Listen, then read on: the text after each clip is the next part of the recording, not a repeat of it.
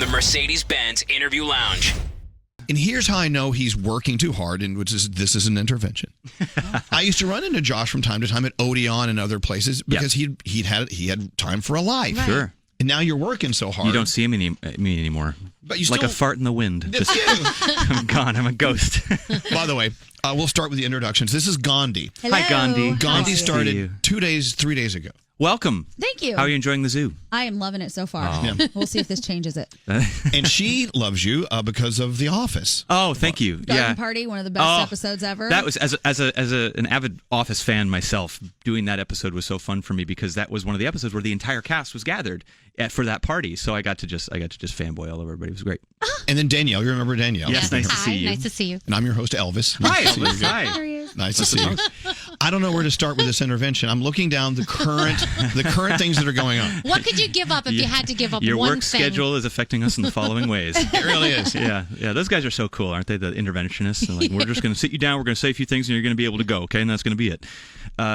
It's been busy, but I'd rather be busy than bored. So it's been a lot. I feel very lucky that I've been able to balance between kind of two worlds, between the music and the TV show. But I did it to myself, Elvis. You did, and actually, it pays off especially for us if we love your work. Well, thank you. There, I buttered your bun. You happy? Thank you. Josh's story is very unique. I find it unique. I mean, he was a guy who was playing football in school, and football. Was it football? You were doing something. Look at me. No. The radio can't see this physique right now, but I'm trying to. It must have been flag, Elvis, because truly, I'm trying to write a story for you. Because I know you entertain. This is sounding like Rudy. You make crap up all the time. They put me on their shoulders and walked me to the end zone. It was really no. I was not athletic at all. I was the theater nerd. But thank you. But I will tell you this: this voice that your voice is just beyond. Thank you so much. But when you hear you and your music, do you go, yeah, man, this guy's got it?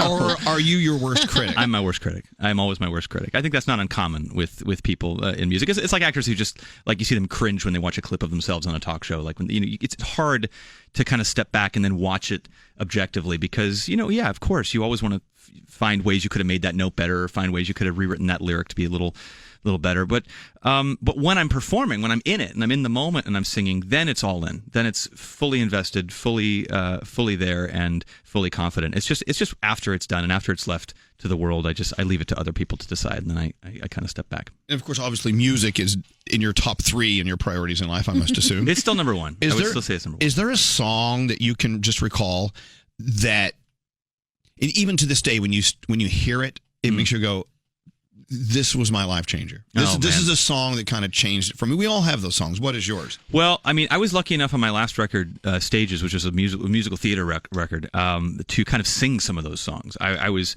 fortunate enough to sing, songs like Finishing the Hat from Sunday in the Park with George and, Somewhere Over the Rainbow. These are songs that when I was a kid, like I would lock myself in my room and I would sing them. I was hugely inspired by Paul Simon growing up because he was somebody who was a singer-songwriter who brought world music elements into his music and really kind of blurred genres in a way that made me say, oh, that's allowed. Like, that's okay to do that.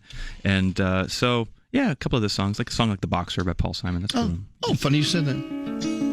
The Boxer. Everyone's heard this. I'm just a poor boy, though my story's seldom told. I'll be Garfunkel. Yeah, you weren't giving much love to Garfunkel there. Sorry. It was really all Paul Sorry, Simon. Art. Sorry, Artie. Isn't it funny how you still hear a song like this? Yes. And it takes you to that place. It does. It really does. I just want to meander the streets of Brooklyn and eat crumbs off the floor. I don't know. What do you What was that album you did? It was all live performances. I think it was with the Boston Philharmonic Orchestra. I have worked with them. There was one at Tanglewood. I did something at Tanglewood with them, and then I did a concert at Symphony Hall in Boston, which was amazing. That's the one. Yeah, and you performed, I think, with Sting and some other artists. Sting. That's right. With Chris Bodie and Sting, we did "Shape of My Heart" together as a duet. That was fun. Sting was another big influence on me. I love Sting. And by the way, one of the nicest guys. Nice. We have interviewed. And so cool and ageless, and just like he'll just pop up. Like I'll be at this thing, and somebody will be like, "Oh, Sting is here," and he'll be like, "Oh no, I couldn't possibly," and then like a Roxanne, and he'll just go up and he'll just sing these insane notes, like just after like 4 martinis. And I just, as a vocalist who like takes like an hour to warm up, I'm always jealous of the fact that he just pops it out. The thing about the Stings of the world, and we've met everyone in this business. He is so well established. He's been around for so long. When he shows up to do an interview, he just shows up. There's no one with him. He just he took a cab. And he was with Shaggy last time he was here. That's right. I have seen Sting on the subway. I've sung with him, and I was too afraid to go up and say hi. I just left him alone. But I saw him on the subway like just last year. Well, Josh, I know you don't like it when people say things like this, but there are artists who do everything they can to perform with you. I mean, you do. I don't know about that. I ask. I do a lot of asking. Oh, when they say yes, it's always a nice surprise when somebody says yes. Wait, have people said no? Well, there have been scheduling conflicts. There have been times where there's something I want to do on stage or something, a new song for an album, and somebody will be like on tour at that time or something. But I have to say, I have been very, very fortunate that most have been yeses. That's good. And your music actually has reduced me to tears. I must admit. Elvis. I know. Thank you. I'm just an old gay guy that loves beautiful music. All right, let's go down the list. Let's get the intervention started. Let's start with Bridges, the album. It's available now. Yes. And we're going to play a song. I think we're going to play Granted. Is that okay with you? Sure. Okay. So this is your, how many albums? Eighth? Not this seventh? Is my 8th album. Not including kind of live stuff I've done. So I've really put out like 10 or 11 things, but I can't believe it's been almost 20 years. Almost 20 years since we first kind of started talking to each other. You haven't aged at all, by the way. Come on. You have not at all. Like you look exactly by a the same. Your producer just mentioned all the gray hairs in my beard before I got in here. Of course he did. Gandhi just said you're like a vampire. Yeah, or at least bitten by one. A little ageless. It's true. Well, I don't know. I was singing the Just for Menzel theme song before I came in here. All right, I take it back. It's time to comb that through. It's time How rude is that that our producer says, hey, by the way. It's okay. I've embraced the salt and pepper. I like that it's kind of coming out a little bit. Josh Groban loves him and where he is in I'm life. confident, damn it. And by the way, Bridges is not out till Friday. That's right. Well, how did I get a copy of it? That's kind of weird. All right. You're special. I am special. Okay, so album. And so we know with an album, that means a tour. Okay, so you worked on the album, you're promoting the album. That takes a lot of time. But now there's a tour. There is. And you're out with Idina Menzel? That's right. Idina's going to be coming out with us. And, every time I was recording a song for this album, I was thinking about how great it would go live. This is a very high-energy album for me. It's very rhythmic. And so, and we're back in arenas now. We'll be back at the Garden here. So it's exciting for me when I'm recording to kind of visualize how we can make that a great show. And it's going to be a lot of fun. You kind of gave away the surprise of the album. There's a lot of hip-hop in this thing. Yeah, hugely. Yeah. My stage is going to be hovering above the stage. It's true. And Idina, another great friend of our show. I love Idina. Great artist, great friend. Okay, so full list of the tour dates, including our own Madison Square Garden at joshgroban.com. Next, you have this Netflix show called The Good Cop. I do. Where I shaved the beard and got 10 years younger.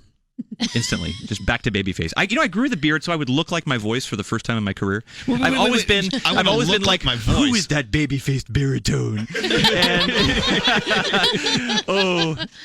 And like old ladies would be pinching my cheeks, going, "We just love your low voice," And then so I was like, you know what? Damn it! I need to look. I've never heard anyone say that. I need to look like my voice. Grizzly. Yeah. I wanted to look grizzly. So I grew it out for the Broadway show, and I'm just like, yeah, this feels like me. I'm going to keep this. Okay, we'll get to the Broadway so I shaved show it for the TV show. Back to okay, so it also stars Tony Danza. As you know, right. I have a history with Tony Danza. Yeah. You do?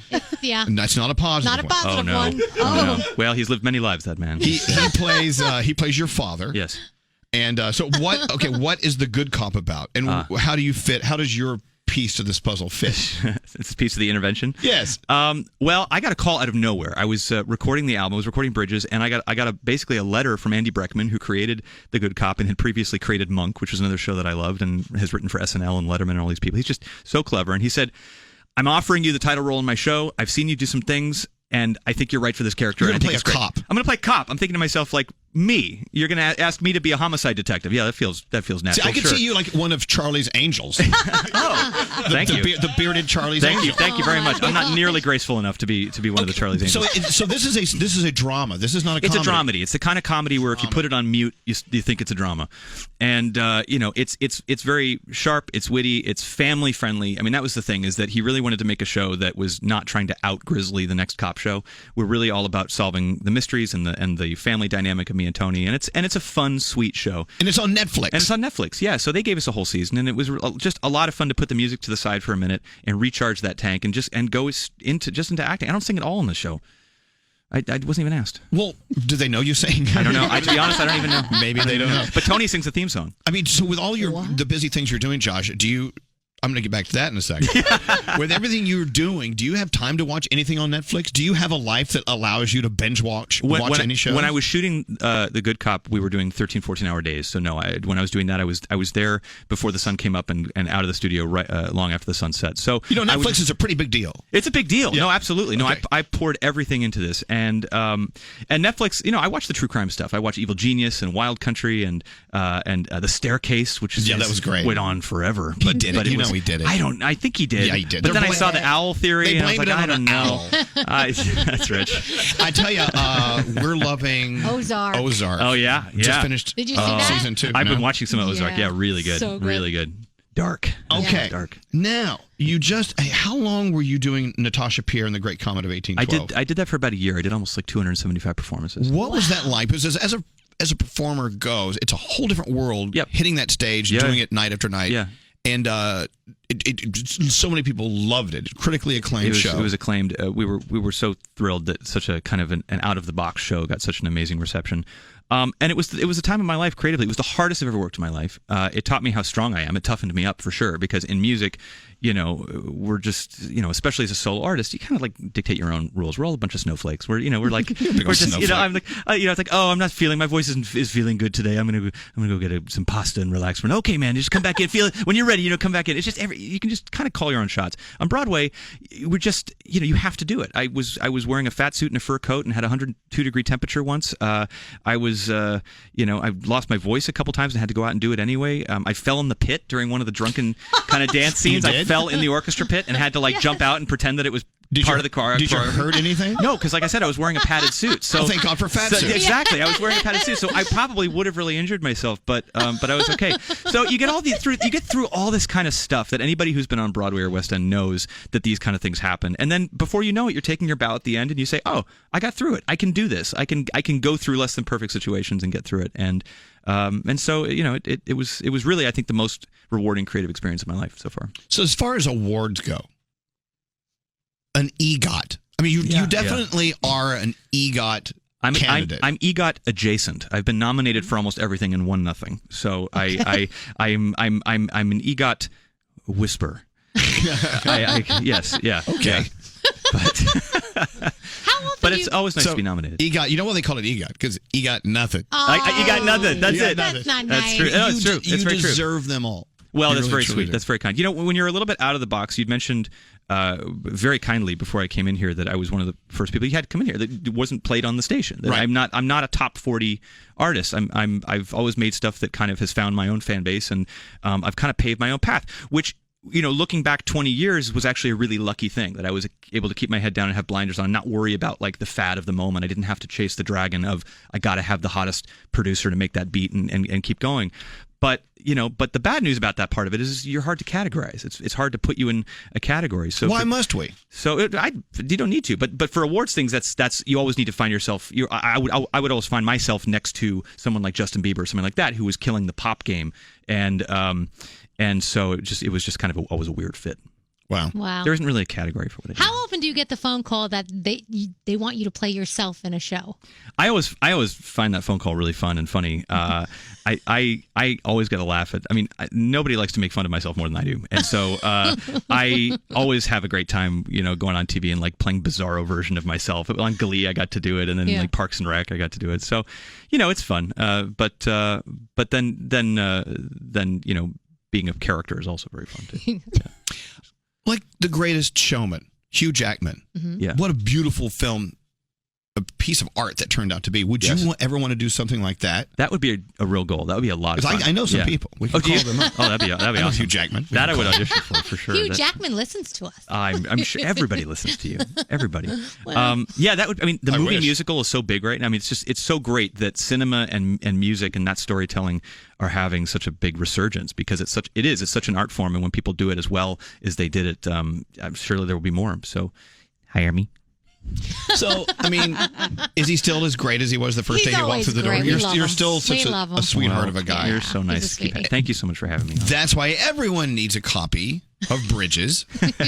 I think you can pre-order it as we I speak. thought you were going to give them away like Oprah. Like, that's why. get a If you look copy. under your car seats, We're gonna give away. We need 50,000 copies. I mean, okay. So Bridges officially is out Friday. yeah, Friday, and The Good Cop. They're both coming out the same day, which was totally serendipitous. Whoa. I love the word serendipitous. Me too. Great Scrabble word. So I know you've been Josh. By the way, this is Josh Groban. If you missed the beginning of this, you can hear this on the on-demand channel on iHeartRadio. You're spending more and more time in LA, obviously. I have been there a lot. Don't you miss your New York a little bit? I do. I love New York. New York is where I prefer to be. I have always felt the energy here is compatible with my energy. I need to get out the door. If I fester too much inside, it's no bueno for me. So I need to get out the front door. I need to take a walk. The parks here, the theater here, the food here, the people. I actually think it's one of the most polite cities in the world. I think sometimes people don't understand that. People don't understand that. They think people are kind of abrupt and honest. But I actually have found that the people in New York are the most helpful, the most considerate. It's sometimes when I go back West Coast that there's like this air kiss, but stab you in the back kind of a mentality. Right, exactly. And I'd rather have somebody just yell in my face and then tell me they love Like me. straight Nate. You got gray hair in your beard. Yeah. Well, Well, okay, the reason I'm asking or talking about New York is Gandhi is just moving here. This is your third day living here. Third day in the city. from Yes. where? From Boston, actually. Okay, so you Yes. came from Boston here. Okay, well, welcome. Okay, Thank you. so advice from a New Yorker to a new New Yorker. We're all trying to give her advice. Like, Yeah. what advice does one give a new New Yorker? You're a New Yorker, Josh. Yeah. Man, well, if you're already coming from the East Coast, like I can't give you any weather advice or anything like that because you're already used to all the changes and The things like weather's that. fine. You've got great food in Boston already. So advice is go back. I would say. Okay, goodbye. Go away. Dating advice? How are the fellas around here? Oh, well, it's dating in New York was in the. I'm not single anymore, but when I was dating here, it's hard because everybody's so driven. Everybody's got a million things that they're doing, and so it's hard to get like second and third dates with people because everybody's always so busy all the time. Maybe that's just the excuse they gave me. But You're really setting it's up. busy. It's very, very busy. It's very busy. Yeah. So no dating in New York. Sounds No, great. but at the same time, there are tons of single people in the city, and the good news about that is that everybody does have something going on. Everybody's driven and has passions and dreams and things like that. So it's good. It like wears you me expect. down. It's like sitting in an electric chair in the city. It drives me nuts. I love it. It's great. And also the bars are open till super late. Okay. And nobody drives, so it's A bunch of first dates. That's what Yeah. I get to look forward to. First and last. that was kind of my experience in New York. So take it from a very, very inebriated Josh Groban.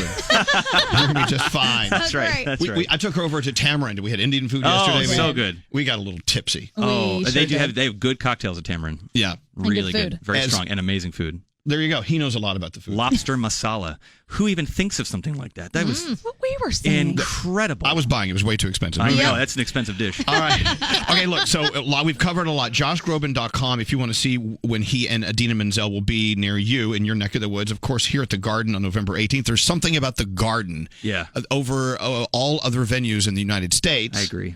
And so, gosh, do you ever go, gosh, Josh, Gosh, Josh, I say to myself in the mirror I'm playing as I twitch my mustache. I'm playing the Garden. Golly, Josharoo. You sound like, what's his name from It's a Wonderful World, whatever. Oh, Jimmy Stewart. Well, you're going to go out and you're going to play the garden. You're going to give him the moon on a string. Josh. You're going to go out there and you're going to sing the high notes, aren't you, Josh? Yeah, you're going to go out there and make him crazy. So check it out, JoshGroban.com. It's not even Christmas yet, and I'm I doing know. Jimmy I Stewart. love you, old house. Wait, I heard you curse on some show once or something, and I couldn't. Blew your Josh mind. Groban cursed. I know. Well, because my records are so clean. You'll never see that sticker on the front of my record. But in my personal life, I curse like a sailor. Yeah, Like, we I'm pretty much still a know human that. being. He is. He's still a foul human I'm being. a foul-mouthed I humanoid. love it. He is. Okay, the album Bridges Friday. Of course, Good Cop is out on Netflix the same exact day. 10 episodes, and they all drop on the same day. I'm They all assuming. drop on the same day. You know, it's Netflix Netflix. does. You binge it. You watch the mysteries. Try and solve them. And Somebody reviewed the show. Said this is your new favorite show to watch with your parents. I'm thinking like, yeah, sure. Yeah. Grab the parents, solve some crimes. Why not? I used to watch those shows when I was a kid with my parents. I used to sit on the floor and watch like Poirot and Columbo and all that stuff. How's your dad doing? My dad's great, by the way. Yeah. I got him to play trumpet with me on stage. He hadn't played trumpet in 40 years, and I got him to play Old Devil Moon with me. He rehearsed for 3 months, and he crushed it. He found his embouchure? He did. He found the lip. All right. If you're a trumpet player, you know what we're You know talking what that about. is. Josh Groban, Bridges out Friday. I'm going to play Granted. Is that okay?